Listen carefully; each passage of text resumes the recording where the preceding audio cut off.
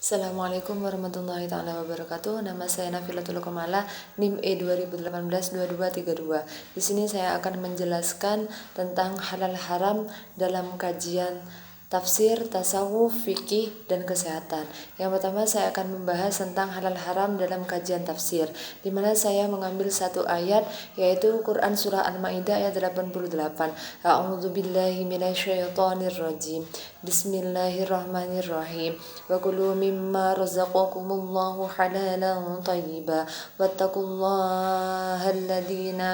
wattaqullaha alladzi antum bihi mu'minun.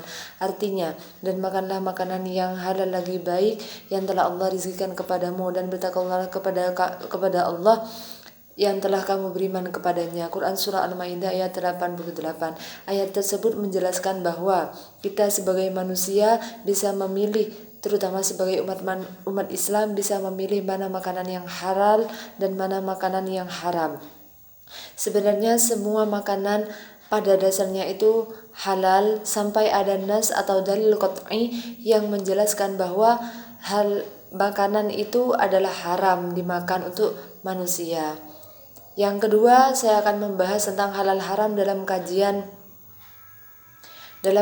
tasawuf, di mana saya mengambil dari sebuah riwayat, yaitu riwayat Ibnu Umar radhiyallahu an dari Kanjeng Nabi Muhammad SAW yang bersabda, tidak akan diterima sholat seorang hamba yang di dalam harga pakaiannya terdapat 1 dirham, yang itu didapat dengan jalan yang haram. Maka dari situ, apa maksud dari penjelasan tersebut? Apa maksud dari riwayat tersebut? Maksud dari riwayat tersebut adalah kita sebagai umat manusia, terutama sebagai umat Islam, kita harus memilih mana hal yang mengharamkan dan mana hal yang menghalalkan.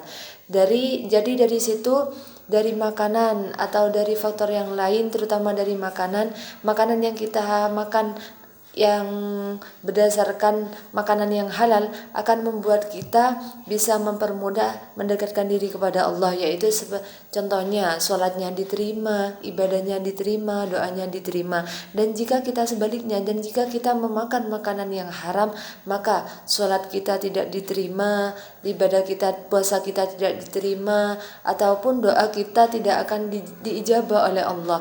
Itu jika kita memakan makanan yang haram. Yang ketiga, halal haram dalam kajian fikih, yang mana halal haram dalam kajian fikih ini memang sudah harus kita kaji, terutama kita sebagai umat manusia, terutama kita sebagai umat kaum muslimin atau kaum wanita, yang mana wanita itu akan menjadi pelaku dari suatu makanan yang akan disajikan, itu halal atau haram. Contohnya dari proses pembuatan, dari proses mengolah. Nah, dari situ kita sebagai wanita harus bisa memahami betul mana makanan yang halal dan mana makanan yang haram yang akan kita sajikan untuk keluarga kita, yang akan menjadi darah daging kita. Jika itu makanan halal, maka akan menjadi darah yang baik untuk kita, dan jika sebaliknya, dan jika itu makanan haram, maka akan menjadi keburukan di dalam jiwa kita. Nah, itu tugas kita sebagai kaum wanita untuk bisa lebih memahami dan mempelajari bagaimana halal dan haram itu harus kita perhatikan betul. Yang selanjutnya yaitu halal haram dalam kajian kesehatan, yang mana yang sudah dijelaskan saya tadi bahwa makanan yang halal dan haram itu memang dianjurkan oleh Allah untuk dipilih sebagai kaum muslimin atau kaum Islam, maka kita harus memilih makanan yang halal. Nah, halal ini tidak hanya halal saja, tetapi harus thayyib atau bersih. Thayyib ini bersih, atau jadi kita harus memakan makanan yang halal lagi thayyib atau baik. Nah, dalam segi kesehatan ini, kenapa kita harus memakan makanan yang halal dan baik?